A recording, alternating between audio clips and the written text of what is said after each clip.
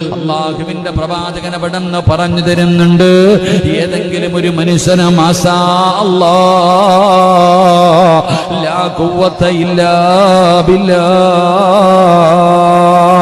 ഏതെങ്കിലും ഒരു മനുഷ്യന് അവിടെന്ന് പറഞ്ഞു കഴിഞ്ഞാൽ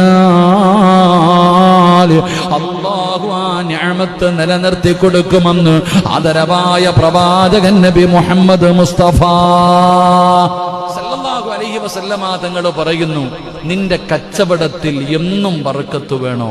കടയ്ക്കകത്ത് കയറുമ്പോ നീ പറയണം മാഷാ അല്ലാഹ് ലാ ഖുവത ഇല്ലാ ബില്ലാഹ്, അല്ലാഹു ഈമാൻ നൽകുമാറാകട്ടെ. എങ്കിലും നിന്റെ കടയിൽ കച്ചവടം എന്നും ബർക്കത്തുണ്ടാകും. വാഹനം റോഡിലൂടെ പാഞ്ഞു പോകുന്നതാ, ഒറ്റ സെക്കൻഡ് മതി സർവ്വതും തീരാൻ. ബർക്കത്ത് വേണോ? വണ്ടിക്കകത്ത് കാലെടുത്ത് വെക്കുമ്പോ പറയണം ബിസ്മില്ലാഹി മാഷാ അല്ലാഹ് ലാ ഖുവത ഇല്ലാ ബില്ലാഹ്, അല്ലാഹു നമുക്ക് ഈമാൻ നൽകുമാറാകട്ടെ. വീട്